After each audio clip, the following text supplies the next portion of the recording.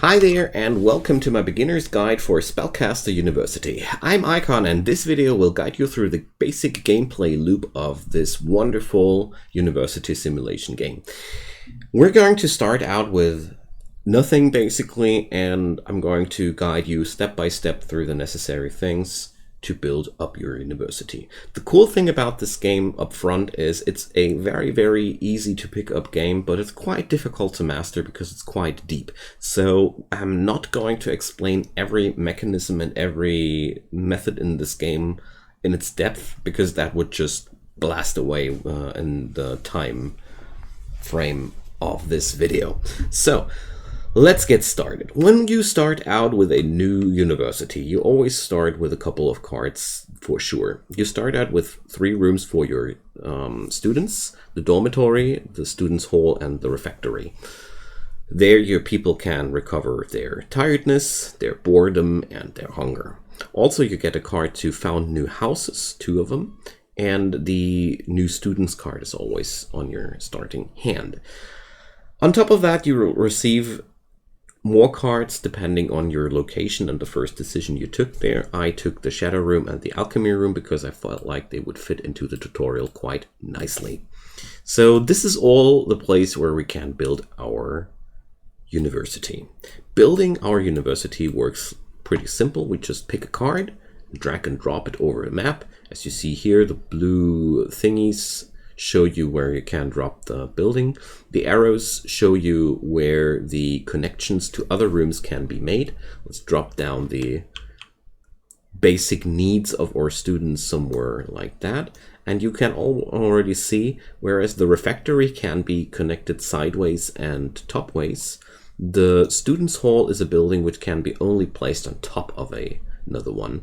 The pictures here show these connectors already. You see here the students' hall picture looks like that, and the refectory looks like that.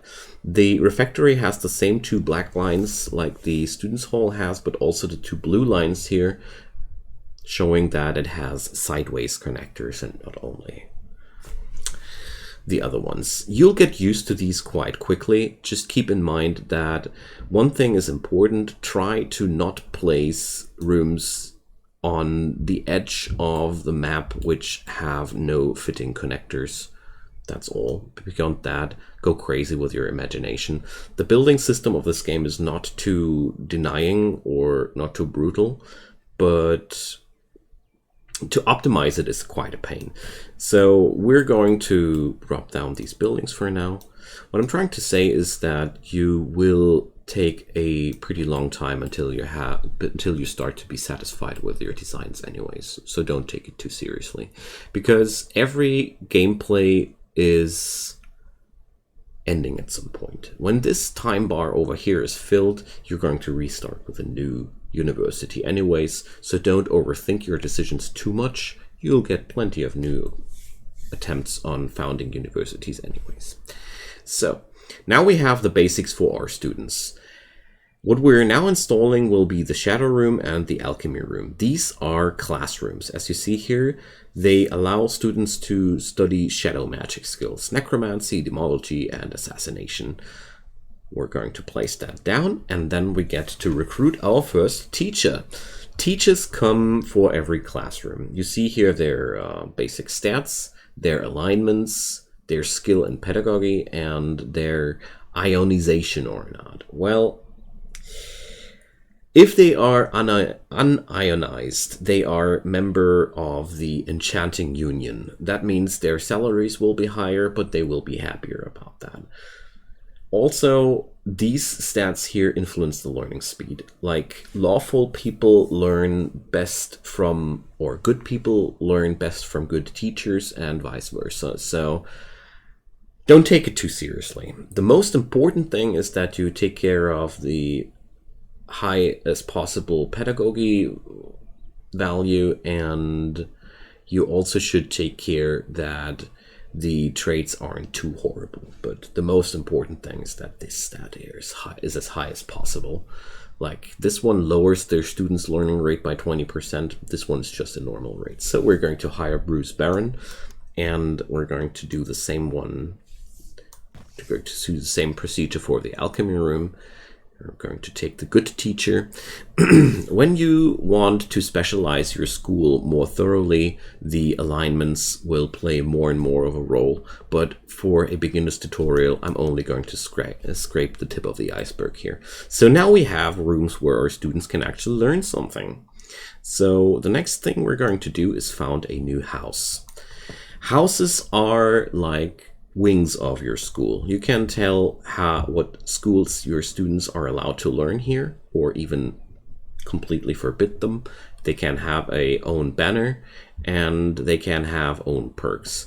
So if you're not sure what to take, you can always guide yourself by the easiest things, like for example here, learns shadow magic faster. Since I already have a shadow magic room, way to go.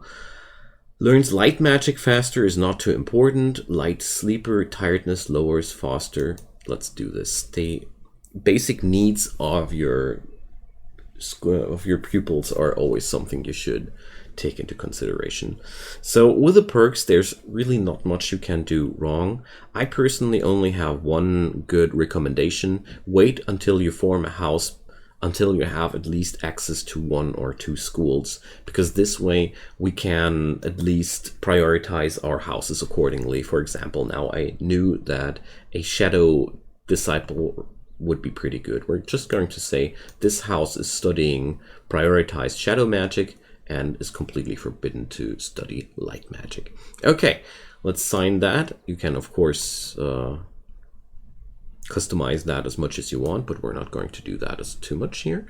And now we're going to check out the alchemy room. That's the other one we got. And now we found another house, and we see here lots and lots of different traits. If you are insecure what to pick, just ride with it. For your first houses, you don't need to be too picky, and you will discover quickly enough which kind of perks will be interesting for you. If you are completely undecisive, just pick some magical learning skills or some need enhancing skills. But altogether, well, here athletic, moving faster, there are no bad perks, so just go for your own taste and be happy with that so far. So we're going to allow these guys to prioritize light magic, so we have good and evil houses. And now, last but not least, let's recruit some students. When we recruit students, we get to see their stats, just like we did it with the teachers, their alignment, their intelligence, and their wealth. So overall, I tend to pick every wealthy student if I can, because they give you more gold from the interactions there. And here you can decide where the students are going to be. So since I have assigned the people of Dolaron to the evil part, we might be considering that. But now I see that this guy is also learning alchemy faster, so I'm going to put him into the house Noctazak and pull him over there. Here we have a smart person. Let's put this into the next house. And you see, here you can do a lot of micromanagement if you want to. Just keep in mind that every house always has a so-called general class, which just lets your pupils learn whatever is available. The houses are meant to specialize your students into certain aspects more deeply. So there's really no shame in postponing the house founding decision up until a couple of days or even a year, until you have a certain idea what you want to do with it. Here I did it directly to promote it, and also the extra traits that the houses get are exclusive to these. The general class doesn't get any traits. I personally like to put the dumb and wealthy students into the general class. The dumb and poor students go into the bin altogether, and the normal and poor ones go into the general class, whereas the smart and brilliant ones I try to put into the houses as much as possible. So enough about that. Here you can still check out your houses and assign the priorities. The general class can also be assigned as you want it to. You can also remove it, but what I would highly recommend against that. I really like to have the general class as a dumping place for all the students that are somewhat interesting, but not interesting enough for my houses. So let's finally get the ball rolling. When the time starts, your students will start entering the university. At some point they will, at least, and then they will do their stuff. Down here we see our resources, gold and the mana colors. With gold we can draw cards from the standard deck, and with the mana colors we can draw cards from the card decks, or mana decks. So we see now our students arrive at the school, the teacher arrives, and now the everyday things of our school are beginning. So while my students are working in these rooms, they are not only learning magic, as you see here, they are also generating mana, which I can use to draw new cards. In between all that, you see your events lining up on this part of the screen. And with the events, you don't need to pay too much attention to them. Once this red line is through with them, they get automatically triggered. So here the villagers say hi to us. We can do whatever you want to. I don't want to recommend anything. This is your role-playing sandbox experience. Just pick whatever feels good for you. We're going to talk about factions now, though, because here we already saw what we have to see. I want to talk about the card system after that. When you press the blue book here, you get over to the local map. These are all the factions around town. And befriending with these factions has benefits, and being at enemies with these factions has drawbacks. Ultimately, every faction can help you to fight back the Lord of Evil's progress, and befriending with the Lord of Evil is also a method to slow down his progress. There is kind of a little metagame hidden inside the game where you can allocate a lot of little elements to slow down the Lord of Evil's progress to gain more playing time. Quite important to point that out. Every couple of days you also get new student applications. The more and the better, the higher your prestige of your school is. That's the little number down here. So now we're going to assign a few students here. And if you are asking yourself when you should stop with the students, that's a quite easy to answer question. It's up to you. Every student that is coming to your university doesn't need to have a bed or a eating place. If they ever can't satisfy their needs, they'll just leave the university and go to town and satisfy their needs there. This will only lead to worse graduates. If they are too bored in your school, they will also vandalize your school, but altogether it is hard to have too many students. But as a rule of thumb, I personally like to have only maximum, like the double to triple amount of beds as students in my university. But seriously, try around, adapt yourself as you see fit. If you are insecure, you can also go for the filters tab here, and you can also check out the hunger filter and the boredom filter and the tiredness filter. The greener your pupils are and also your teachers, the better these stats are. So basically, as long as everything is green or yellow, you're free to expand. As soon as these turn red, you should probably consider to slow down with your recruitments. But as with many things in this game, you have to dip your toes yourself into it. Okay, let's talk about the decks. When you draw a card, the game pauses and you pay a certain amount of the resource, and then you get to choose one of the three. Up here you see how many times the card has been already played, so you can see duplicates right away. And let's talk about the rooms one more time, a little bit more in detail. Down here you see this room can be improved with a magical bed 5 times. This room can be improved with decorations. As you see here, this can be improved with artifacts, magical creatures, decorations, and here we see our first item, a medicine cabinet. So you see here, if this slot is green, you have a free slot for it. The cabinet is something which will increase the room and will improve the room in some way, and there are lots of these in this game. It's up to you what to pick. But we're going to pick up a second dormitory here because I really like to have several of them. But also, whenever you draw a duplicate of a room, you can also drag and drop it on top of it to upgrade its efficiency. When you see here, there's your evolution level, and the efficiency bonus tells you how quickly a task will be done. Like if your room had an efficiency bonus of 100%, the task would be fulfilled double as fast. Pretty cool, isn't it? But since I want more sleeping places for my school in general, I'm going to keep the dormitory as a second duplicate. In general, I like to say things like dormitories, refectories, places where people like to chill out, I like to have more of them. Whereas with classrooms, I like to specialize into them more, and I try also to pick up as many classrooms as possible. Whenever you draw cards at the beginning of the game, it's quite cool to keep your eyes open for every room which lets your people train magic in any way. These are the first things you would want to acquire. So there are other things, of course.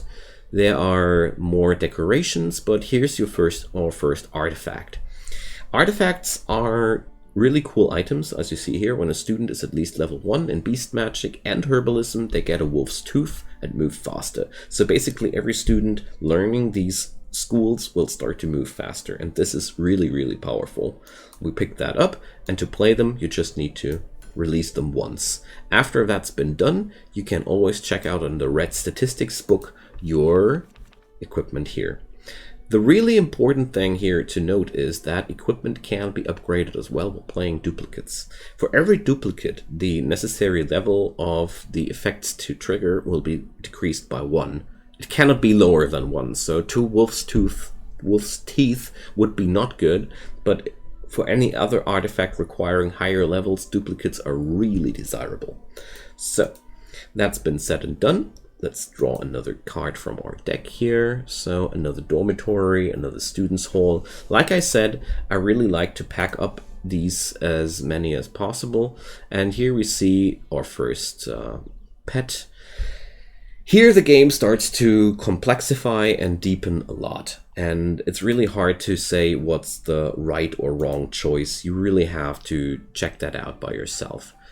So the Adventurers Guild says hi. We're going to check them out, and here we have our first classroom for a specialized magic. I wanted to have one of those at least.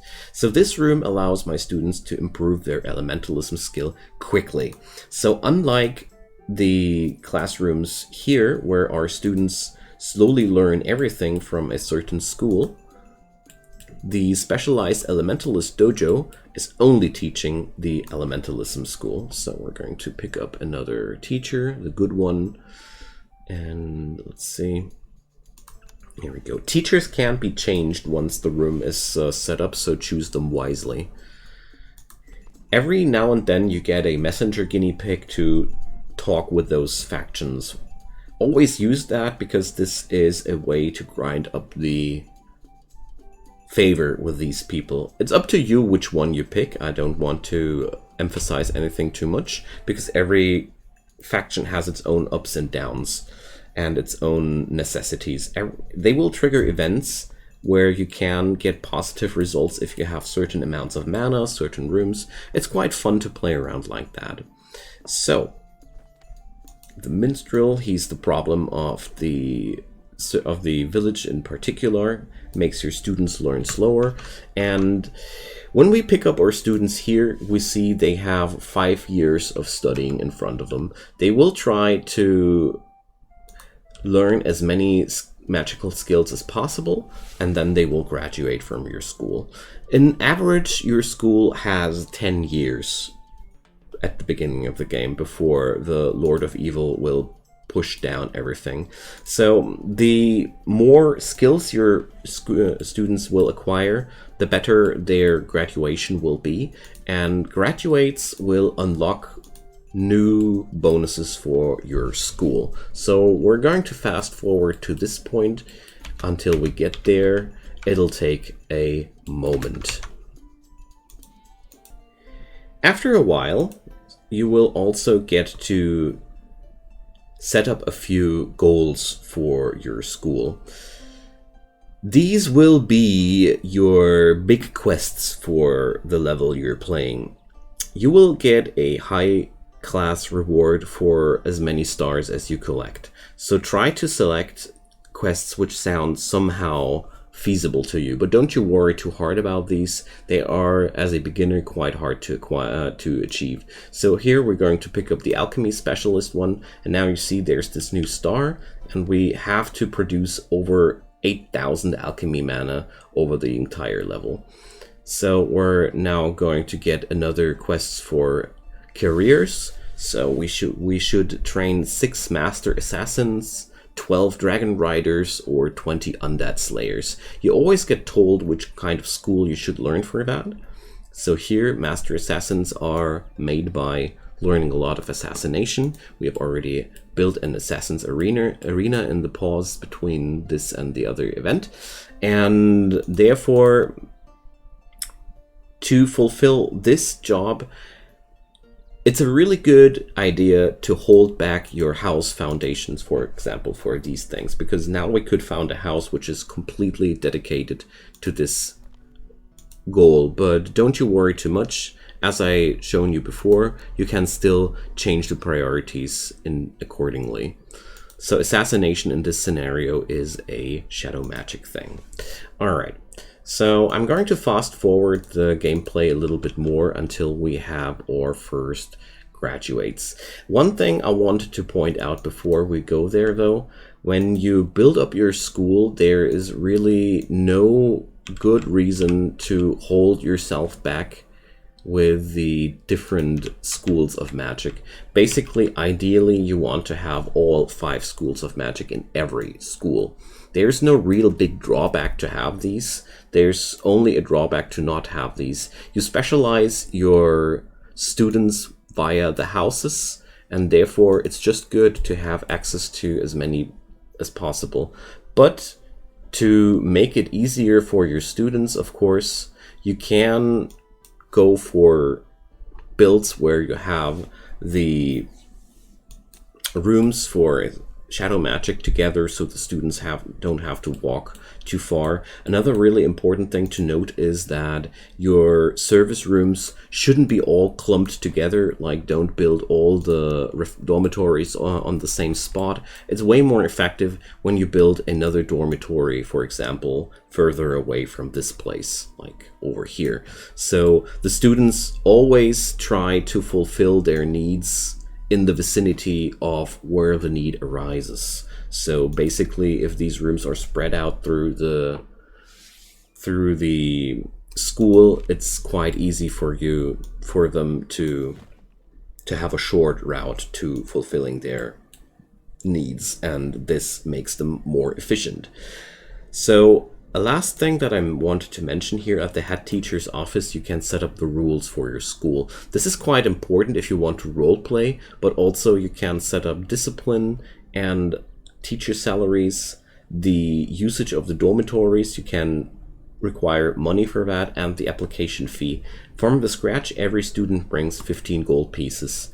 And, well, the consequences of these decisions are all depicted quite well, so it's up to you what you will do out of that. So we will then wait until our first pupils will graduate, and then our tutorial is almost over. Catch you there in a minute. So our first student has graduated, and this is where the game puts up its replayability. So we see here that our dude here is turning into a wizard apprentice afterwards. When you hover over here, you see why. He has learned enchantment at least at a level of once. Over here we see the different futures for our student. We can also check out his file one more time to see what he learned, and for every student there is a chance to re-roll him. If we accept this fate, he will generate 50 alchemy mana, and that's that. Let's try a re-roll, and he turned into a village mage. This icon here shows how much prestige this graduation gives to your school. And here we go for the next one. he turns into an imp. Okay, so reduces the cost of shadow cards by 1. Let's try and re-roll that one more time. Okay, so there are 2 types of different graduation rewards. There are instantaneous ones like these here, receive 15 mana for each type, and there are also permanent ones which, for example, increase the efficiency of certain rooms in general, like the efficiency of learning shadow magic, or the efficiency of learning time magic when you had somebody who was really good at time magic. This way, your school grows more and more powerful over the passing of the time. At the head teacher's office, you can check out here what kind of futures your school already has brought forward. Of course, here's not too much. You see here the village mage, and the conditions are depicted one more time. And with this mechanism, you are able to power up your school in future runs. Also, when you complete a run, you'll receive a spell book with a passive bonus in accordance to the amount of stars you have fulfilled during your run, and you'll also receive a curse. There's 2 more things that I want to talk about before we get out of the tutorial here. So there are also different races, for example, half-orcs. Down here you can see traits. And the half-orc race is learning faster in rooms with animals, and their needs grow slower, but they misbehave a bit more. As a rule of thumb, every non-human student has something for himself going on, which makes him, in a way, better than humans. Most inhuman races are just better at learning magic than humans, with a few tiny exceptions, but as a rule of thumb, if it's an inhuman person that you can hire, it's almost guaranteed really good. Last thing that I want to talk about is the alchemy system. You can also collect alchemy cards from certain artifacts. With this, you can mix new potions. You can always put up 3 different ingredients and they transform into a potion. The cauldron here is remembering the recipes for you. Don't want to talk too much about that. You will find out for yourself about this. So this ends my tutorial. I hope this was kind of helpful for you. As I mentioned before, this game is very deep and very complex, and we have only scraped the tip of the iceberg. With the things I talked about here, you will be at least able to bring up one university, try out what you want, and then find out how you want to play it. The goal of the game ultimately is to make your pupils as successful as possible, and over the board you will learn how to force more interesting graduations over the time. There's also a dungeon exploration mode, but this would deserve an entirely other video. There's only one thing that I want to mention: the more different magic schools they can use, the better they are for adventurism. Okay, thank you guys so much for watching. Drop your comments down below. If you have any questions, feel free to ask away. There's so much going on about this game. I wouldn't be too surprised if there were any things that I really forgot. Also, keep a thumbs up for this video. If you liked it, it would be really awesome if you did. Also, check out my channel. I do daily videos, so just subscribe and turn on those notifications. You won't miss anything in the future. So, thank you so much for your time. Have fun with Spellcaster University. See you guys soon. Bye-bye.